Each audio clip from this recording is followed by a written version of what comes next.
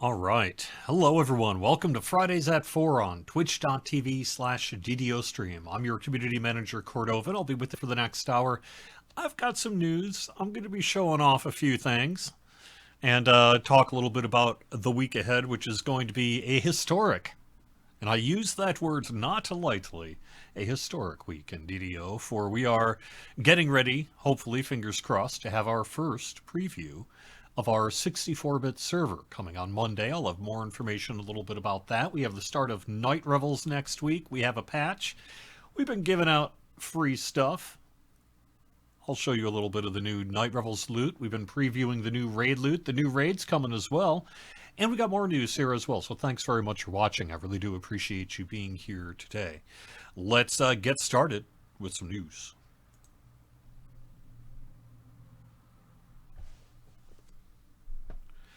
All right, so the first thing I want to call out is that we had a preview this week on Lamania. This was on Wednesday. This was really a second preview of the Magica Myth Drannor raid, Threats Old and New. Now that got its raid preview, second preview on Lamania. If everything goes well, we're expecting to release it with 69.3 next week, which will also include some of the new Night Revel stuff. So also this new raid loot and things like that. So we've been able to take a look at the at Lamania. That's actually going on right now. This is in its final hour on the Lamania preview server, but we've been running it in recent days. You've been running it, getting us good feedback, and we're set to go, I think, for 69.3, perhaps as soon as next week. If something comes up, we'll of course let you know, but that is one of the main things that we did this week. So let's talk a little bit about what we have happening with our 64-bit server. If you're not up to speed, check out last week's show, Fridays at 4. I had our executive producer, Severlin, on, and he talked about the 64-bit server project that's coming to Dungeons & Dragons Online. And we are happy to have announced yesterday at about 2:09 p.m. That we are going to be doing our stress test on Monday. So, September 30th, between 7 and 10 p.m. Eastern. A whole bunch of members of the DDO team, Tolero, myself. I don't want to give a full list, but we got a half dozen or so at least of us are going to be there from 7 to 10 o'clock. Character copy is going to be available from the live game worlds using the Lamania game launcher to Cormyr. Cormyr is the name of the 64-bit server that's getting its stress test preview using the Lamania game launcher on Monday. When it arrives on the regular game worlds, they'll use the regular game launcher for it. It'll be VIP only. There won't be character transfer or copy available. But this is our first test to get. We want your level 32 characters on there. We want, the characters you play a whole bunch of, to see what you can do about copying over those characters into our Cormyr server and giving it a real test here on Monday night. We will be doing more previews as well, but this is our let's concentrate everyone and see what we can do about making things get rough. So you can read more about it over in the Lamania forums, but it's basically a Lamania preview, just like any other Lamania preview, except instead of clicking on Lamania, you're going to be clicking on Cormyr, and then you will be experiencing the new 64-bit server. And then we do have other previews planned. I don't want to get into the timing of it. It really depends as to how things go here in the coming days. But that's where we are for our 64-bit server project. We released this week our Year of the Dragon gift for September. So through October 29th, you can speak to Zatharal in the Eberron Hall of Heroes to get your Prismatic Dragon armor, helm, and cloak. It'll be unlocked for your account when you speak to Zatharal. Then, to actually pick the thing up on any and as many forever characters as you want to, speak to Estraz, located next to Zatharal, and get as many of them as you want. They're all bound to account as well. You could pick one, set up, stash it in the bank, but whatever you want to do, you can just get more of them from Estraz as well. You do, however, need to speak to Zatharal prior to the end of the promotion through October 29th to get the Prismatic Dragon armor unlocked on your account. So do that. We also have our next week happening is already October. So let's talk a little bit about that. We've got the VIP bag of many things making its second return, or its first return. No, its second appearance, first return. starting on October 1st. For those who have everything, and for those who do not yet, you will progress along a list based on the last reward received. You can find out more about that over on DDO.com, and you're going to speak to Violet Peregrine. And the Eberron Hall of Heroes come Tuesday to do that. Quick mention on sales for the week. The main one I want to point out is plus 20 Hearts of Wood are on sale through October 3rd. You get that plus 5 Heart of Wood with your purchase. That helps you swap out if you're triple classing, is really what that's about. Also, ding, ding, ding, the coupon code gets you a free bell of opening. These are no-brainers. You really need, I mean, it's free. Would you like to unlock a door, chest, whatever you can for free? Do that. So, that's our freebie for the week. This is your final weekend to run Crystal Cove. That actually only goes through September 29th here, so that's going to get shut off come Monday morning. So if you have any Crystal Cove stuff that you want to do yet, now's the time to get that done. I hope you've been enjoying it. I think when Cove next returns, so hopefully we'll be able to update the loot a little bit. But I know that people have been asking for it. We brought it out in recent months a couple of times, and I guess we'll just go away for a little while here. All right.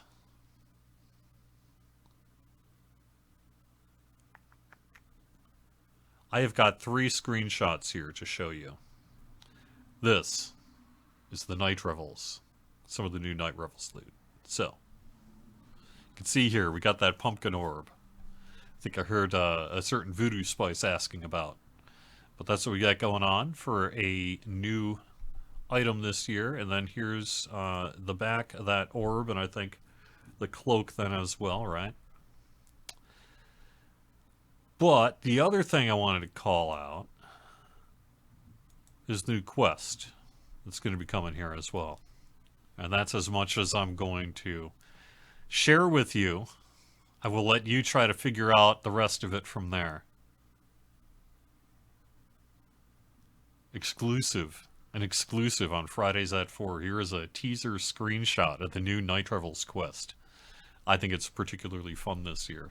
So, there we go.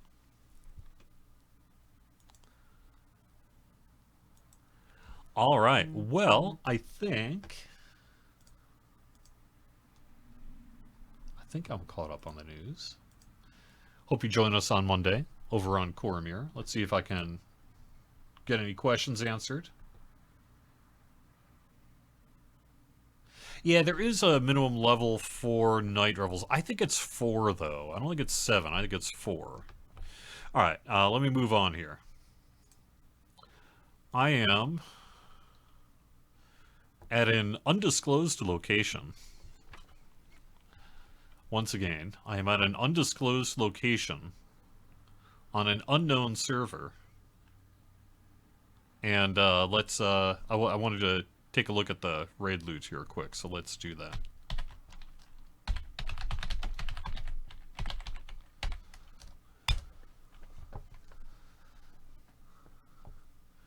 Yeah, but the harbor on what server, huh?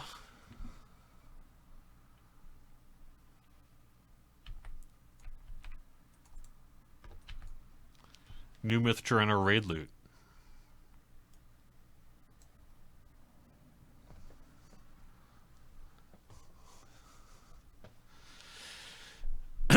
All right, so here's a look at the... I suppose I could actually pick that up. Let's show off the new reward. I have currently equipped the Palisade shield right now, so that cosmetic there is the cosmetic for the new shield. It has 10 charges of curse absorption.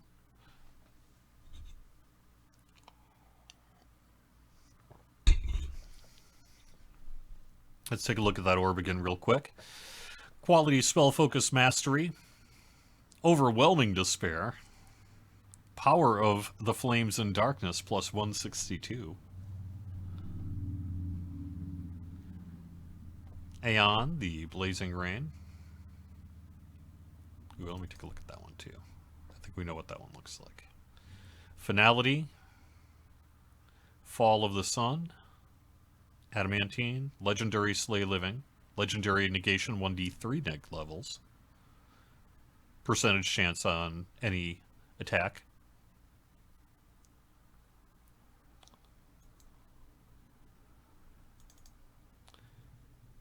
Folly, I believe, is the one I have on as well. And that is actually, is it Folly that I've got? Yeah. No, Kindling's the one I have. And you can see what this one looks like, too. It's got kind of a pretty cool look to it here. It's the sword.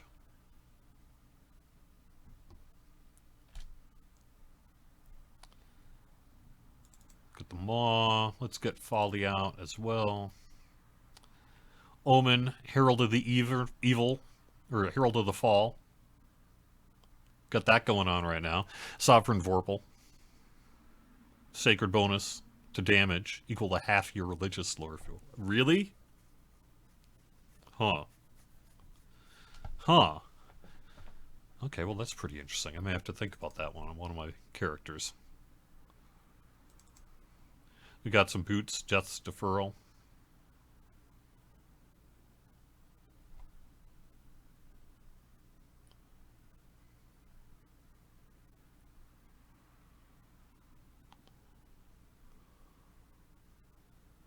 A Shuriken. New trinket, it's got dodge 15%, natural armor bonus 15, and quality magical sheltering 9, and sealed and undeath in it. I think that one's for me. I'll take that. I'll take that. That sounds good. Bracers of the Battle Rager could be pretty useful for my Armag at the very least. And that's bracers with 162% fort, insightful fort, quality fort. And again, all these can be unlocked presumably through raid work. A next slot. This is an artifact. I don't think the bracers were. Yep, right.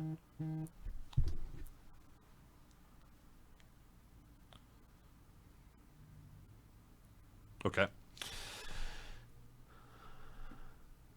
See what that red wizard sight is. Potency, kinetic lore. Spell focus mastery 5, looking pretty good.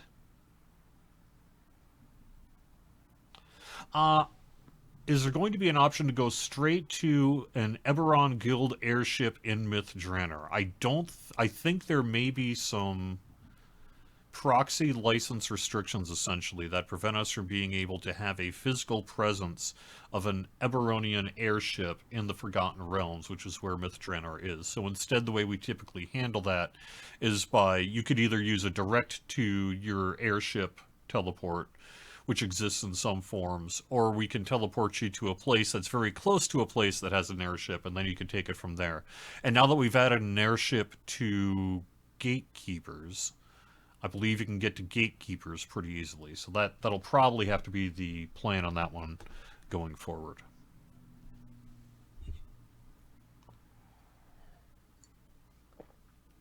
+3 and answer bonus to pack dice, okay. And then we got these fragments, which are presumably related to the acquisition. Alright, I'm going to buy these weapons just to equip them quick and show them to you. This is the Kama. I think you'll see a general theme going here with these items. Let me see if I can get a good contrast so we can take a look at it nicely. There we go. That's not too bad. Alright. So that's the Kama. This is that kindling that I had. Here's the Kukri. Here's the orb. It's pretty cool looking. Huh.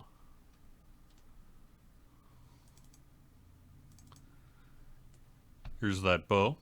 A little bit similar to the one that, we just gave out for free to everyone. But this is a different color of it and different properties. Okay, that was the Kukri. So, now we're going to Folly. This one's Folly.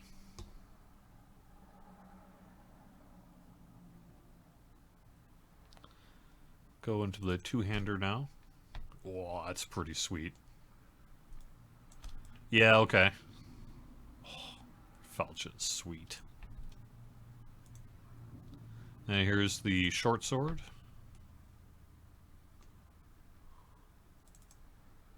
There we go. Can we see the pumpkin orb again? Yes. Let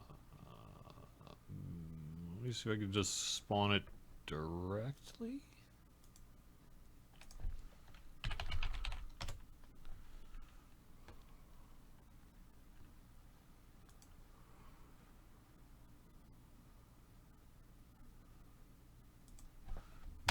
Maybe not.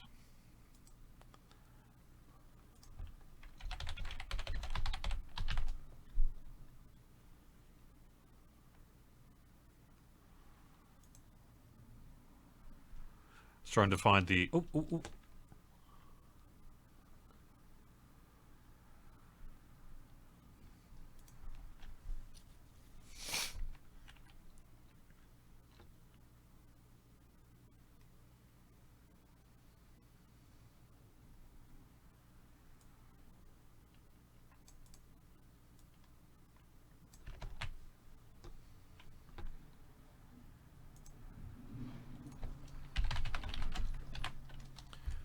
All right, I got it for you. You're just going to have to give me just a quick second. All right.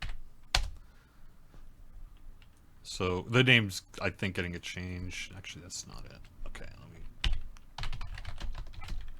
There we are. Might not be working yet. Cosmetic offhand. Okay. So then if I equip these... There we are.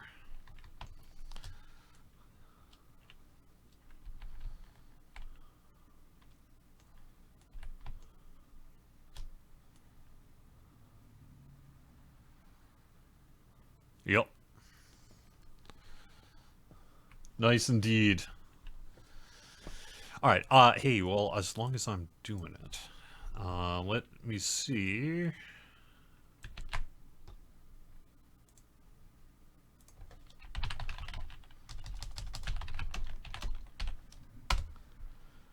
We do have other awards that I had the screenshots for. I don't know if this is in yet. That's what I don't know about. I don't know if the build is in this place where I currently am, but let's find out, huh?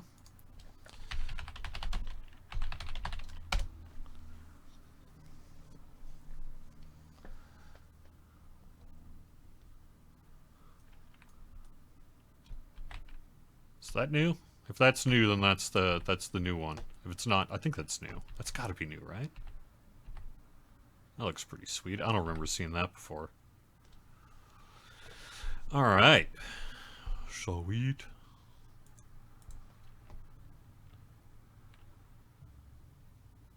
We also have some candies coming back, by the way, too. They'll be getting a little bit of a boost from the last time. It'll be 40 seconds instead of 20 seconds. So, yeah, we got the cloak. We saw the cloak. I don't know if that's ready, so I don't want to show that off yet. And then I check out this.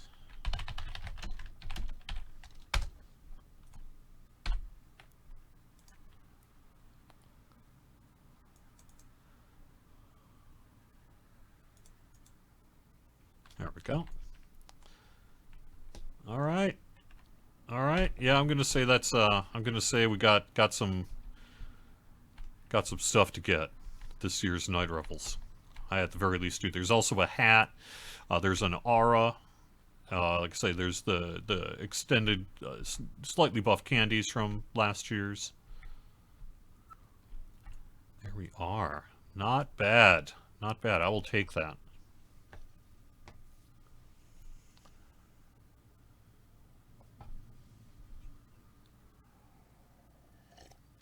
Yes, I see that on the list, Glassjaws. I don't want to spawn it because I haven't actually talked to anybody yet. So I don't know if that's just like in some kind of pre-production list or if that actually made it out. So I don't want to show off something that doesn't end up there, but that's what I'm seeing. When is Night Revels? Night Revels should be set to start next week. I believe it'll kick off on the 2nd when we bring the worlds up with the game worlds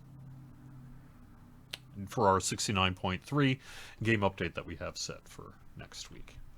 All right. Oh, hey, that's pretty good. That's a pretty good news segment. Do we got anything else I should show off? Let's see.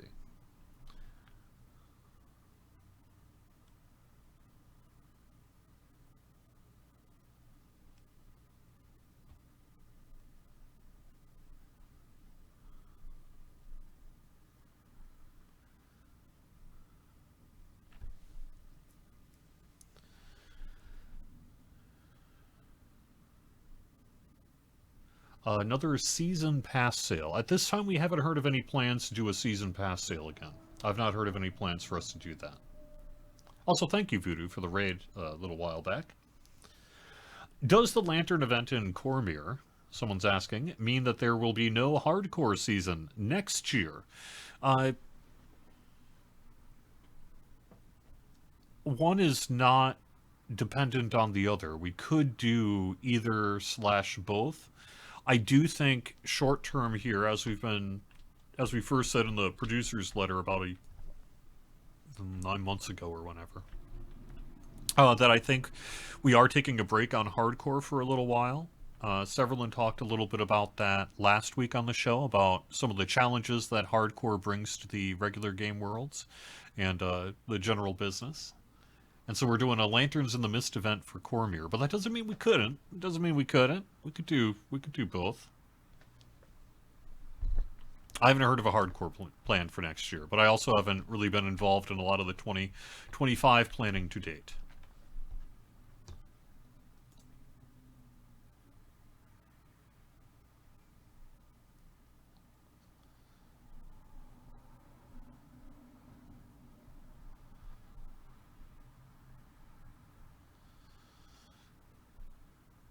Also trying to guess the name of the new quest. It's a pretty good one. I've had the joke of the quest kicking around in my head for about a year now since I first heard of it,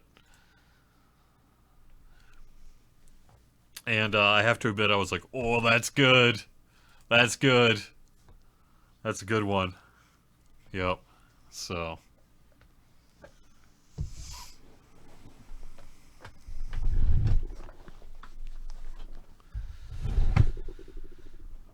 All right. So what I'm doing here at this point is I'm actually swapping servers to the live game worlds.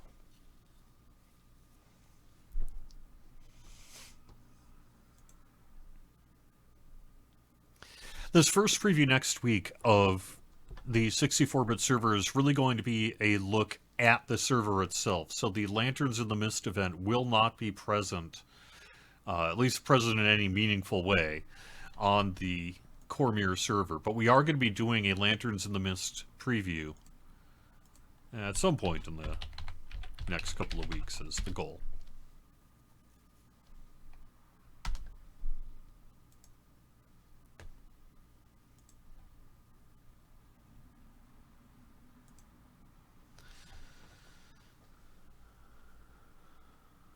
When can you copy your level 34 characters for the stress test? There's an announcement on the Lamania forums that I believe did get a little bit of a feature here that Talera wrote up. And the goal is we want to get it up a couple hours ahead of time if we can. So the preview is set for 7 to 10. And if we can, the goal is to try to get character copy enabled to Cormyr, because it currently right now is not. Get it open like 4 or 5, something like that, and then people could copy over their characters and get that all ready to go, so that when 7 o'clock hits, they can actually just start pouring into the game world. That's the plan. I will let you know if that's actually what happens. Probably Monday night around 7 p.m. So we might be doing some work this weekend. We'll see. We being the collective SSG. I myself don't think I actually have a lot of work to do. Will the date of the copy be announced before it takes place? The date is Monday. The stress test is 7 p.m. Eastern. So Monday, 7 p.m. Eastern. And then if we can get it up a few hours earlier, we will. So that's the plan. So I would say 5 p.m. Eastern. Try seeing if you can copy a character over. We will announce it, however, when that's ready.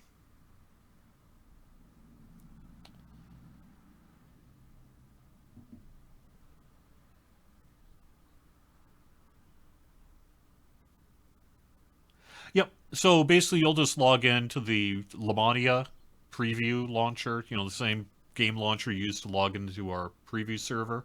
And once you log in, there's a little transfer button. You'll click that button, you'll select the characters you want to copy over, and then you'll select you want to copy them, because they're not transferred, they're copied. There's a difference. To Cormier. And you just hit a few buttons. It tells you to wait a few minutes.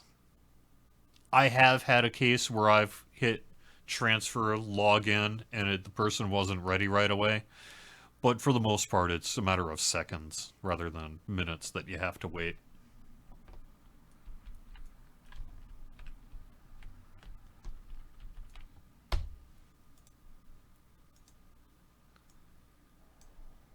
To follow CS, wait 10 minutes.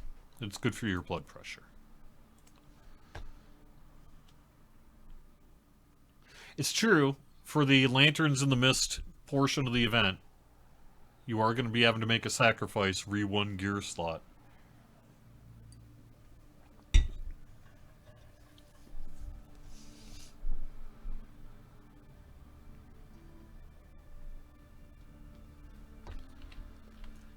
Obviously, the main difference between a transfer and a copy is that the transfer actually removes the character from the one world and adds it to the next, whereas a copy simply makes a copy of the character on the live game world to a non-live game world environment, like Lamania or Cormier. Before Cormier goes live, whole thing's going to get wiped. It'll get nuked to the ground and then propped up over on the live game world side. So none of the copies, none of the stuff you're bringing over is going to matter beyond the preview. So.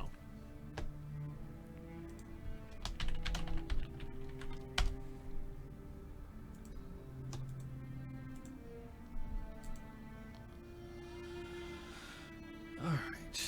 So I have got just a few quests left to do in this saga that have not yet been run. There we go. I need to get myself over to... This is probably Secrets of the Red Wizards, right? So that'll be the Burning Library, which is... the Burning Tree, which is book burning, yeah. Okay, so then I'm basically going north of there. I don't have it on the map yet on March, because I've not yet run it here on Kyber, but I'm going to be doing Voices of the Dead up here. So, let me get myself over to the Burning... library, and then I will head myself up north to get Voices of the Dead. I've been marking down which quests I've been running on the live stream so that I go through the whole cycle and however many times it takes to run through everything. And that's where we are right now. I've got just I've run the saga several times on Kyber already, but not all on the live stream. So last night I ran 3 quests that I had run before on the live stream to complete the saga. Now I've got the last couple of quests to complete the saga that I've not yet run on the live stream. That's what we're doing here. For Magic of Myth Drannor. Hope you've been enjoying it. I've been seeing lots of chatter about the expansion and the drop rate of the uber rare sun augments in particular. I know there are people out there who would like to see us make it much easier to get a couple of specific pieces of chaser loot that, sadly, by their nature being uber rare chaser loot, are in fact hard to get.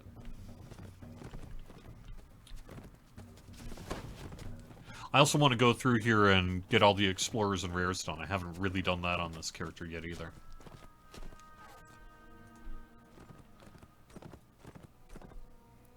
I saw in the forums that there was one comment of someone who said all solar augments are too rare.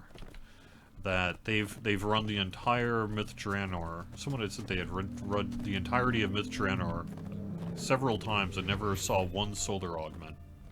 And that sucks. I am very sorry that happened to you. That has not generally been my experience. I've been running it on hard and elite, and so far during the run, because I've been watching the streams and the runs here, I've so far pulled 2 solar augments just from the quests that I've run on stream, and then I've got another couple that I've pulled from doing sagas. So I think I'm averaging at least 1 solar augment per saga run myself. That's neither here nor there, you know. random loot is random after all and everything. But I thought it was interesting that, you know, some people are, one person at least, is clearly having a pretty bad time of it. And I have not been. But then I haven't been seeking a specific solar augment. I'm talking solar augments in general. But that was what I read from the forum post, that they were talking about solar augments in general as well.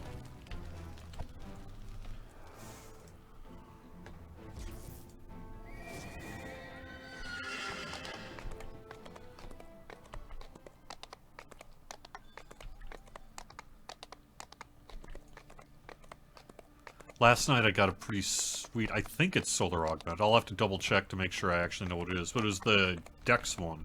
The dexterity build one. So, it's pretty nice.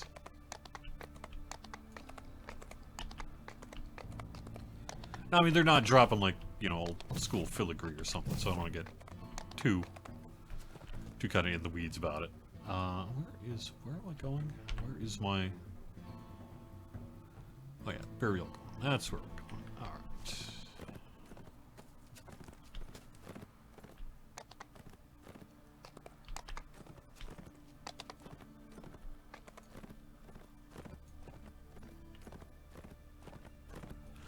Augment should be on their own role like filigree. I know that we've certainly received that feedback. I don't want to make any promises about what we might or might not do in the future, but I think we've heard that feedback, yeah. We'll see. I don't know that I would expect to see any changes to Myth Drannor loot. Drop rate. But maybe for the future.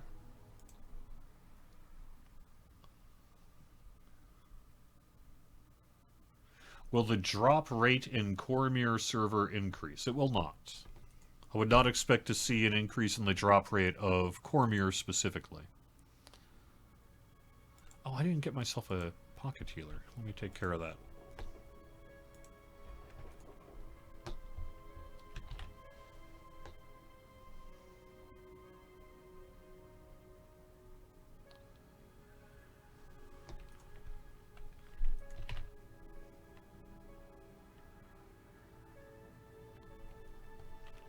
I haven't had a whole lot of luck on the named loot yet in Myth Drannor, but I did get a couple solar augments already. Like I said, I got 4 or so of them. Check. Alright.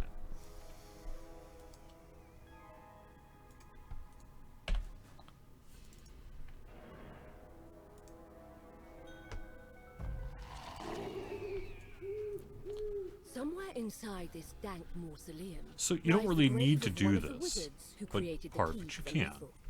It's time for a chat, if you can find him. I'm up. Wasn't napping at all. Don't worry, we'll get them all into the ground, sure enough. Hold on, what's this? No. I was quite clear. I would work up to my death and not 1 second longer.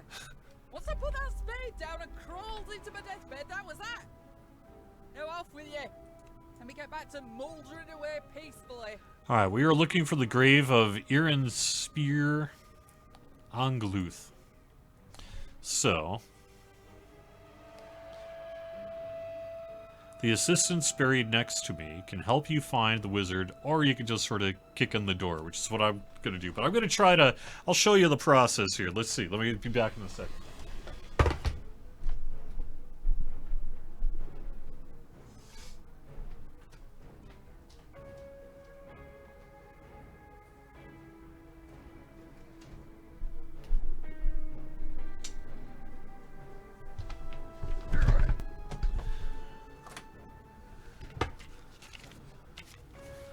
Sort of an old school logic puzzle. Let's see if I can figure it out. Alright, so I'm going to speak to these people. Wizard's around here somewhere. No doubt you'll find him. It's not likely he's run off. Little graveyard humour there. You get that for free. The groundskeeper isn't happy to be disturbed. She has no idea where this wizard you're looking for might be, but guesses that the assistants buried... So what are the names of the wizards buried here? Alright. I'm going to write this down. We have got an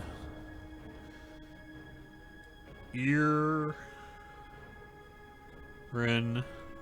I'll shorten it to Irin. Yelsera.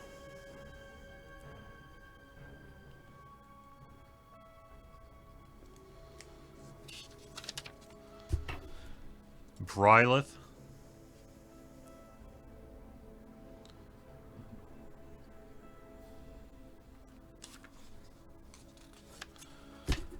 And Helithana.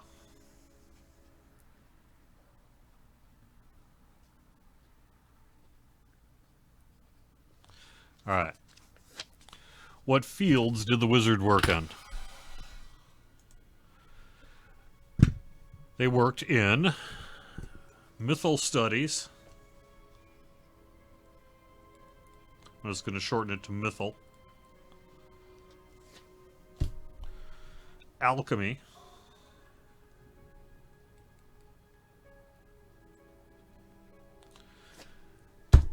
Rituals.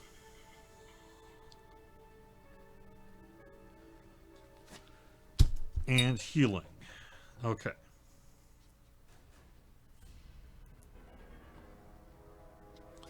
All right, so now we got our locations and we got our peeps. The wizards are all buried deeper in the crypt, located in 4 locations: northeast, northwest, southeast, southwest. So there you go. All right, so now we can speak to the various wizards. I remember a couple of things about the wizards buried here. So let's get a board going here. Let me spread this, give myself a little more room camera-wise. We'll see if we can sort this thing out.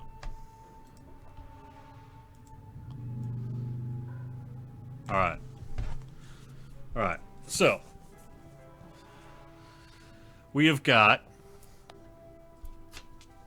the healing arts, rituals, alchemy, and the working for the mithril here. I don't know if you could, I'll get the lights somewhere different. There we go. You can see kind of what I got going there. All right, and then we have got the 4 people on this section board.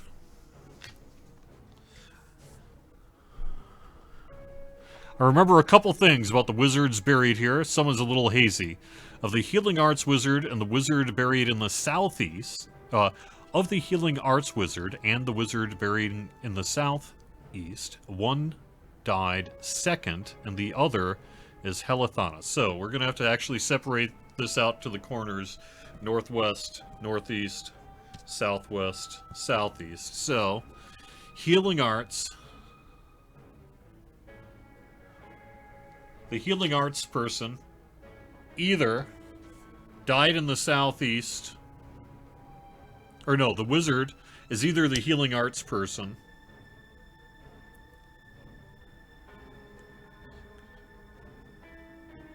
of the healing arts wizard and the wizard buried in the southeast. So that would be Anne. So healing wizard in the southeast. One died second, and the other is Helithana. So Helithana did not die second. So in terms of death order here, all we know is that Helithana did not die second. So let me just put this down. Not second. Helena is neither a ritualist nor died last. So that means Helena did not die second, nor fourth. So first or third. So first or third.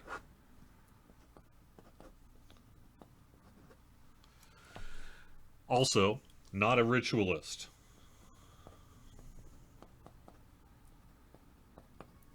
So that means they're either the healing person in the southeast or the alchemist or mythal studies person. We'll put them there for now.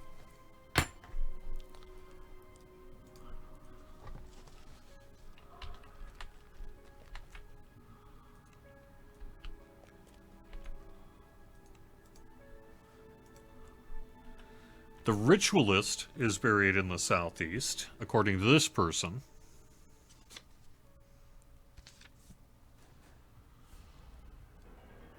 Neither Ongluth nor the wizard who died second is buried in the northeast. So that would mean Angluth? Why do I not have Angluth?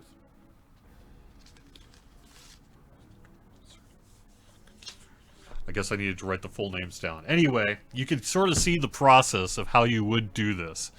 You sort of go back through the list. You sort of solve the logic of who's saying what about what. So if the ritualist is buried in the southeast, and then this person was saying, for example, that... Where did they go? Oh, that's different. While none of these Oh, here we go. assistants remember the exact details, they have told you all they know. Perhaps the limited information you have is enough to set this right.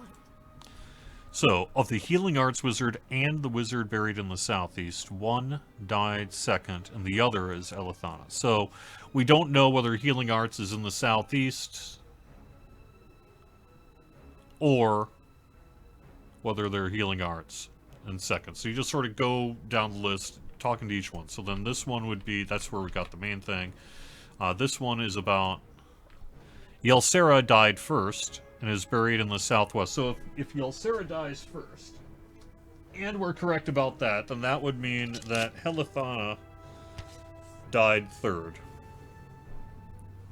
Of Yelsa and Brylith, one is an alchemist and the other is a ritualist. We know Helithana is not a ritualist. That doesn't really matter, so we could be...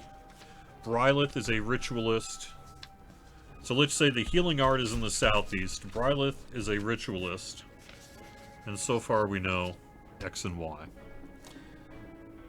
So one is an alchemist, so that would put... If Brylith is a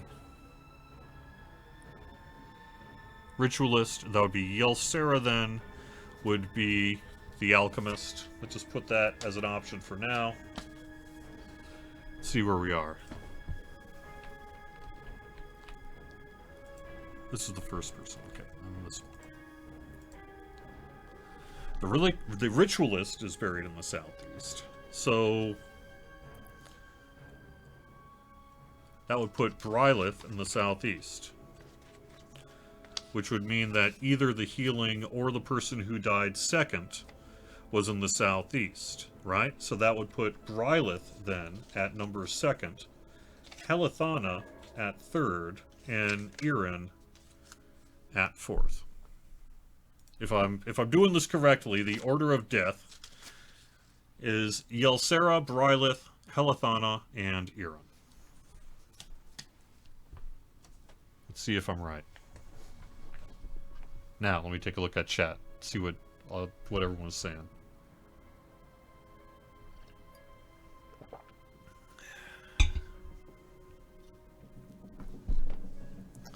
What is the expected daily utilization of Cormyr? What is the expected daily utilization of Cormyr? We would suggest the USDA recommended values.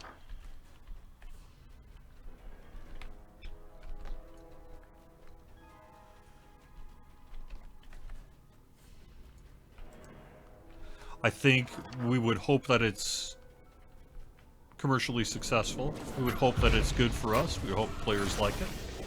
I'd like to see as many players who want to use it as we can. I guess we'll see where we end up from there.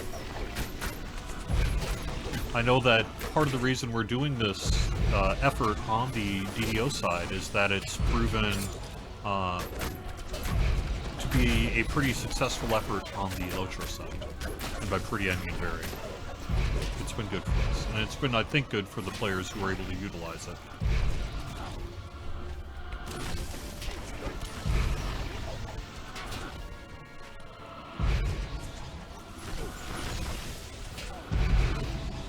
It's true, they do use the last names on some and first names on others. That was my one mistake, is instead of shorthanding the names, I really should have just had to spell them both out. But I think I was able to get there anyway. I guess we'll find out.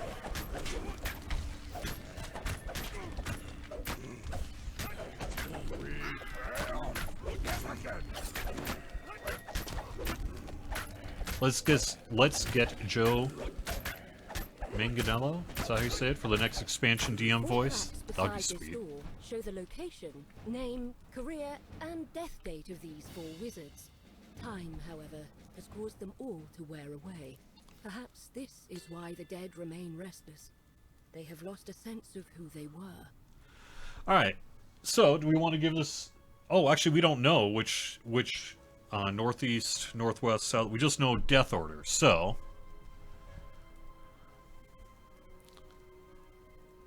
Well, maybe we should go back. Let's see if we... Let's just go back. Let's just... As long as we're doing this.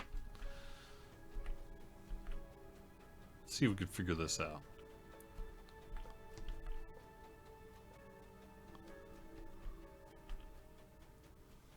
So I think we got the death order. So let's see where that leaves us here. Neither Ongluth nor the wizard who died second is buried in the northeast. So that means northeast would not... Let me double check on who Ongluth is.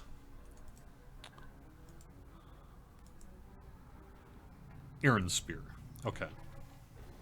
So neither Ironspear nor Brylith can be northeast.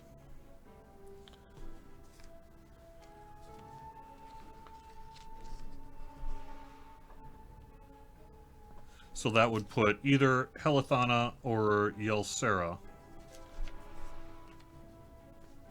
in the northeast.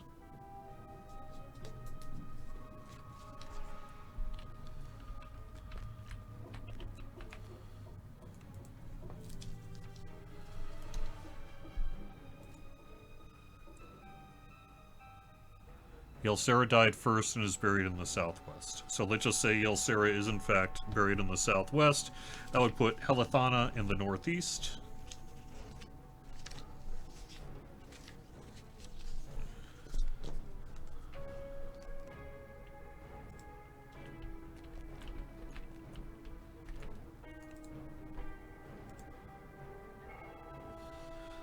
Of the healing arts and the wizard, who buried in the southeast, one died second and the other is Helithana. We know Helithana is northeast, so that would put Brylith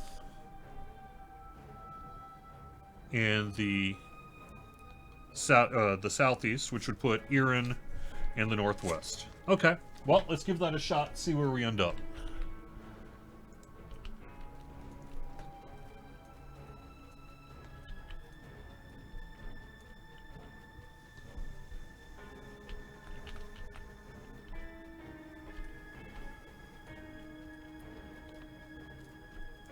So, you're going to write Irin.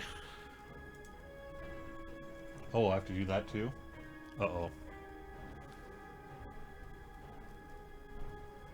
Well, we know Brylith's rituals.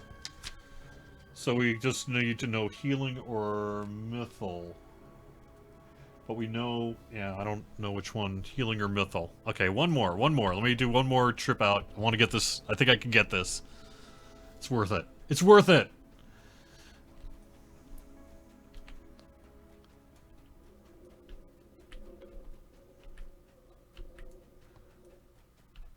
I know there's high interest in the Bottle of Mist, returning back to those who don't have it. That's really the best I can say.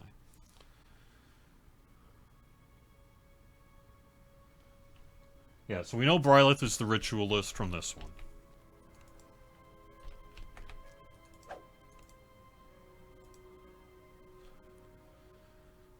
Of Yelsera and Brylith, one is an alchemist and the other is a ritualist. So...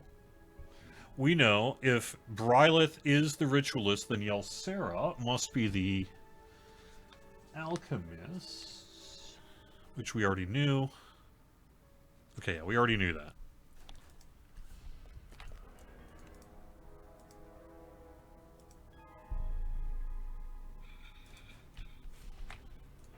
So it's going to have to be this one that gives us our clue.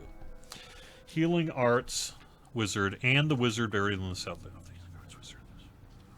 One died second, and the other is Helithana. So, if Helithana is the healing arts, then Irin is the mythal studies. Alright, there we go. I should just use Excel and put it on the screen, perhaps, but this avoids this. This lets me use post-it notes on a Pac-Man arcade screen, and that's more important.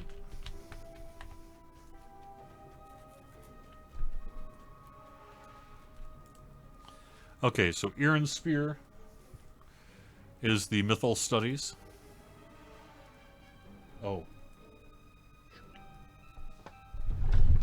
I forgot what I said what the order was on the death. Crap.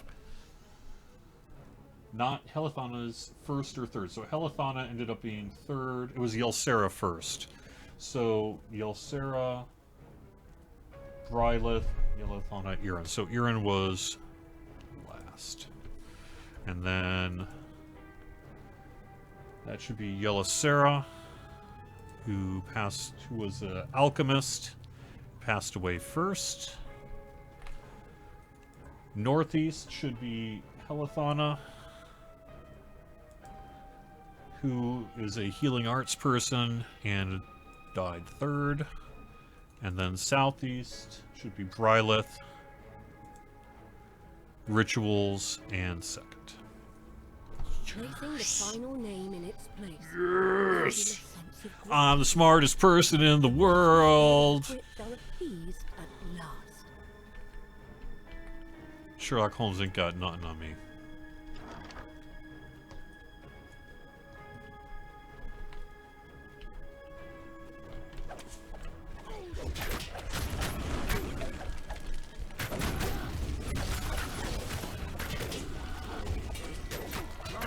Why is that stress test only 24 hours? It's because we really want it to be a stress test. We're focusing on getting everyone in and pushing this thing to the limit. We're also gathering critical data over a shorter period of time so that we can analyze the data, take benchmarks, do different kinds of things, and then as we do future previews here, we've got things to compare against, both for improvement or deleterious impacts, depending on what changes we might be doing, and just sort of how things go. So the whole point is, for this first time, this isn't a one and done, this is your big chance, although it is that too. But it's also an opportunity to really put this thing through its paces in a concentrated way that gets us good info that we will then be able to bring to further previews that we're doing in the coming couple of weeks. And I think there may even be a chance we'll have more than one preview next week. I don't know. We'll see how it goes. But we could do something kind of like what we have done on the Lord of the Rings Online side, where we'll do in-place updates of the server if we can. There are times where we can get away with doing that. At least on the Butcher side. Where we'll just like bring the world down for an hour or two and pop it back up. We shall see. We think we know. We've been testing. People have been on the various game worlds, perhaps even on stream here. The correct wizard. You found the body of the wizard who helped make the key to the missile. Now, to learn its secrets. The wizard tells you about a hidden cache where you will find everything you need. But he was maddeningly vague about its location. You're about to give up in frustration when you spot something unusual indeed. It's the bear you saw earlier in Ildranath's tower. What is it doing here? Just as you are about to speak, the bear walks off down the corridor. It looks back at you over its shoulder, as if inviting you to follow. There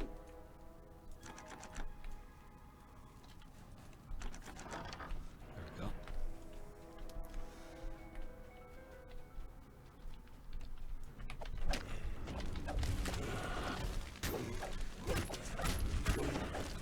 We'll make a D8 teleporter to Gatekeeper's Grove. That's a pretty cool idea. I like that idea. Like a D8. Because we have the D20 already for the marketplace. I would be down for that. Sounds pretty cool.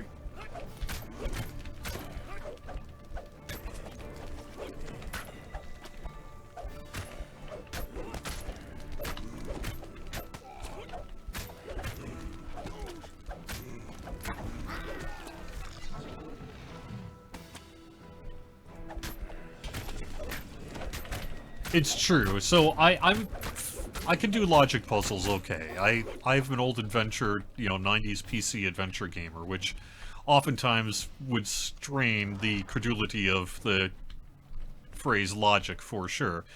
But I'm used to some of those combine X with Y's. I just have my own weird way of doing it. That's just how I am. I'm a spatial learner. That's what it is. That's why actually, for example, when I learned, like, I've always wanted to learn video editing, but I never really got the hang of it until I downloaded, I guess it was, what was it? I can't remember the name of the software program, maybe 10 years ago now. Some big software program that came out that was kind of had a very visual version of it as opposed to Adobe Audition, which I tend to find very unintuitive. It doesn't work for me. I don't like Adobe Audition. I look at it and it just doesn't look right to me. Like, I don't see the commands. But when I look at something like, I use DaVinci. That's what I use. I'm sorry if it's supposed to be DaVinci or whatever, but I'm going to say it like a Midwesterner. It's a DaVinci. But I learned it because it made sense to me, because I could pick up chunks of video and move them around the space. Same, frankly, with the way back in the day, Cool Edit Pro, which became Adobe Audition.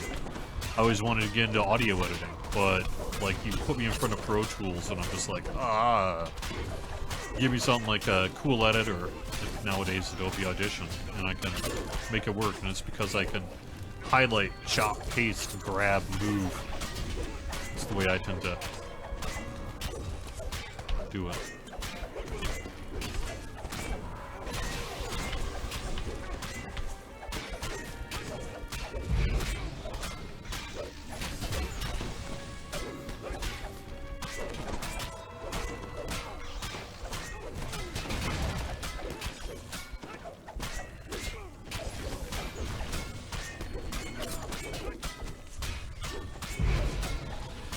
So my expectation, because of the nature of the event, we're going to have a whole bunch of devs on, and it's going to be pretty exciting. I think we'll get the metrics we need to have for Monday. And, in terms of, hey, we need to figure out how to get 12 people over a much longer time period to preview the new raid, that's what this week on Lamania was really about. But it'll also give you an opportunity to do it during these 64-bit server preview cycles.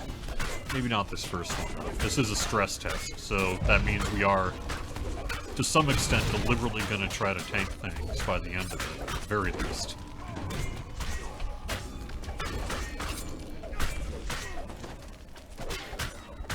Because you want to know what your limits are if you can.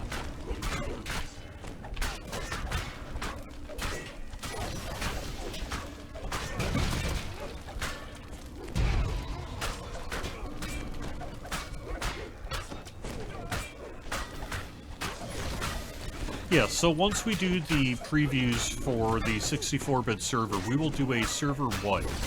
That'll clean the database, there'll be no characters on it, nothing that happened during preview will matter. And then we're going to basically move that combination of virtual and physical hardware into its final resting place, somewhere in a data center in Las Vegas. And, The Red Wizard falls, leaving the dead he commanded to finally rest in peace. what was I saying? Yeah, so we will do the wipe, and then we'll reopen it with the fresh server.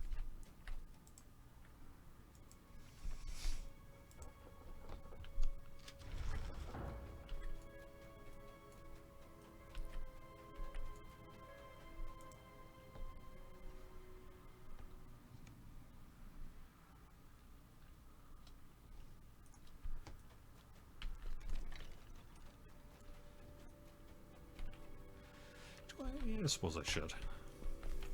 Get Bulwark rested up here a little bit, too.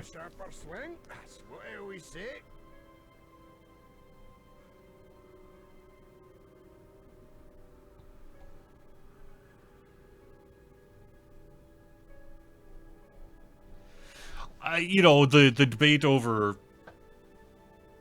the nature of starting fresh on a 64-bit server is certainly not lost in us. Severlin talked last week in the interview about how this is our first server.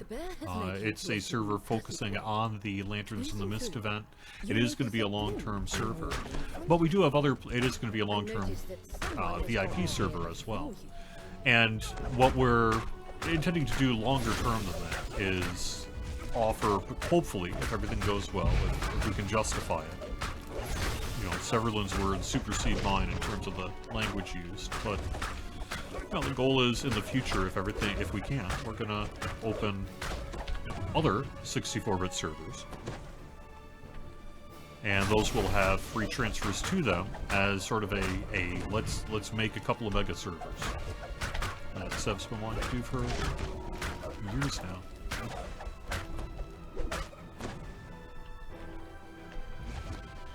Fortunately, this character is not great on the negative level front. I could use a little help there.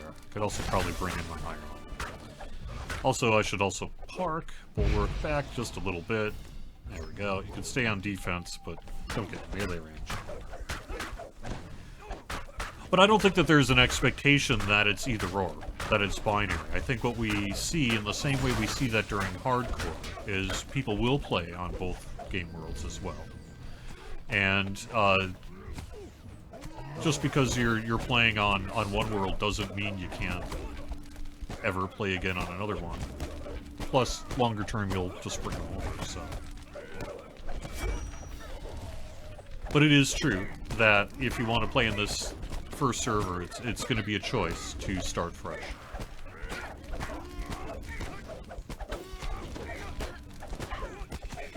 It's going to be a lot of work before we would get to the next steps, so I want to be very careful about over-promising, and especially when it comes to time frame.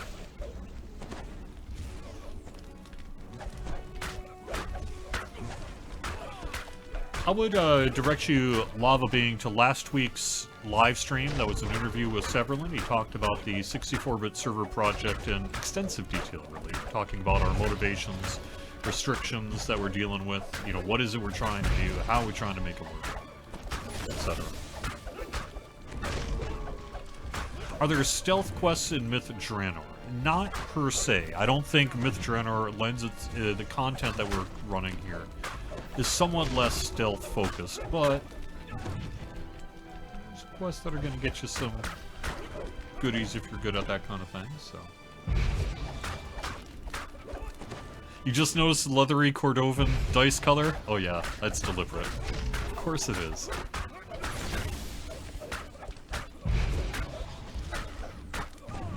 I guess that's what I'm saying, Dark Wolfer, is I don't think there's ever a world in which that goes to waste. There may be a world where you're not actively playing it for a little while, if you choose to.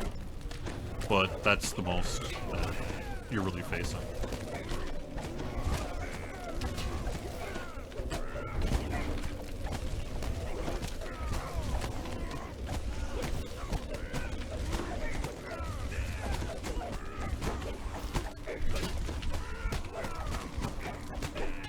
And no one's saying you have to either. You know, that's the, you know, it's not like we're deliberately trying to discourage people from playing wherever they want to play. Play wherever you want. You don't want to be part of this new thing. You like your character and your world just fine. Great. You'll be able to keep doing that.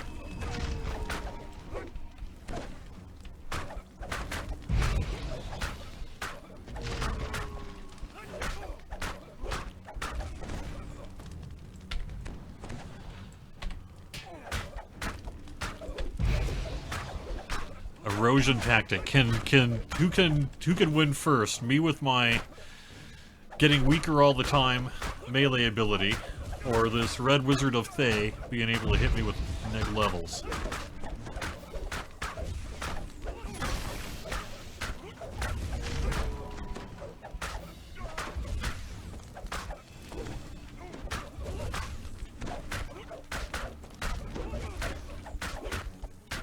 Severlin did talk also about our reasoning. You know, we're not just doing it to do it. We're doing it because any kind of what would really be a creation of mega servers through a consolidation onto 64-bit worlds, right? that kind of thing is... Get alive if I can. Well, at least my negative levels will go away. There we go.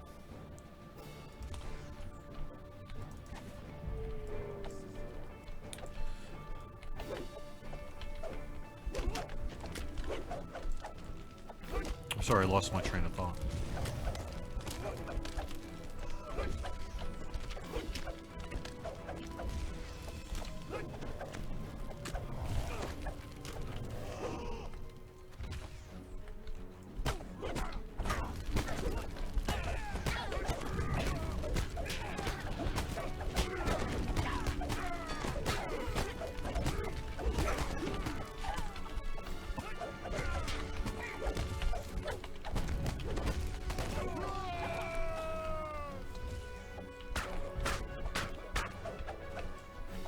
Oh, we've talked about the reasoning for it, and part of that is that let's just say we were to put transfers onto Cormyr, it would be an awful experience.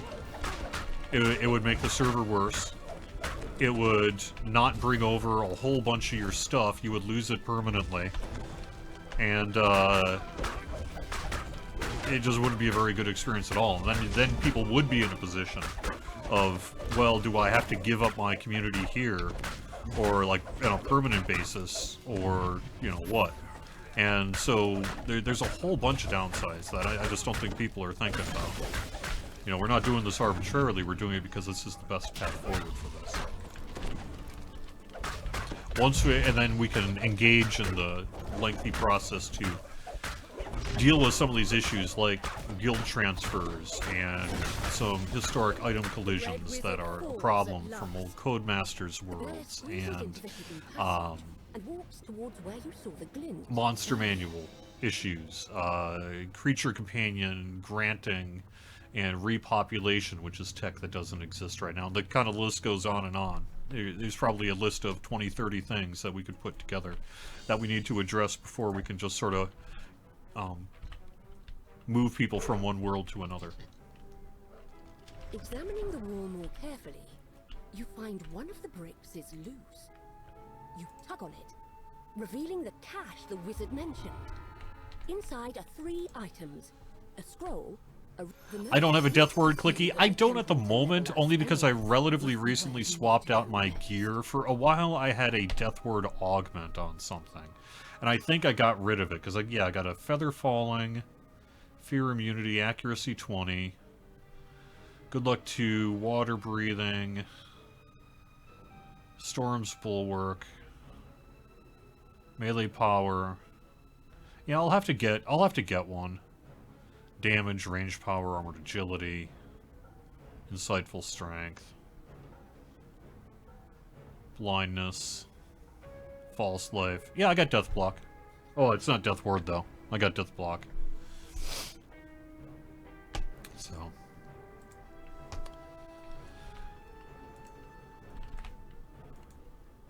Alright, well, we've got a little long here, but that's fine. Guess we're on a roll chatting a little bit. Is there any long-term plan to make the existing servers 64-bit? Sci-Fi Guy, I would watch last week's interview with Severlin. It's about a half hour long, and he talks all about the plans, both for this first 64-bit server, in addition to our longer-term plans. And I don't want to repeat myself too much, so I'm not going to repeat that here, but it'll be more a matter of the goal is to open up 64-bit worlds, deal with any issues related to transfer, and then open up a period where we can bring people opt-in to these worlds to offer the 64-bit experience. You don't actually take a formal 32-bit server environment and then run a program or whatever, and then boom, it's 64-bit. It's more complex than that. So you could mimic it by saying, yeah, this is the same server, but instead, what we're doing is also working on the mega server project that Seb has talked about.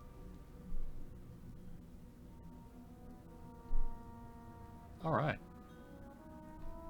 That's going to wrap it up. with Fridays at 4 on twitch.tv/DDOstream. Thank you so much for watching. Thank you for playing DDO. Hope you're having a great weekend. We do have Crystal Cove running through Sunday. Make sure you get in that Crystal Cove here this weekend if you want to. There's a 5% Reaper XP boost going on as well through Sunday. Plus 20 Hearts of Wood in the store. And our 64-bit server stress test on track for Monday evening. I'll see you then. Have fun, everyone. Talk to you soon.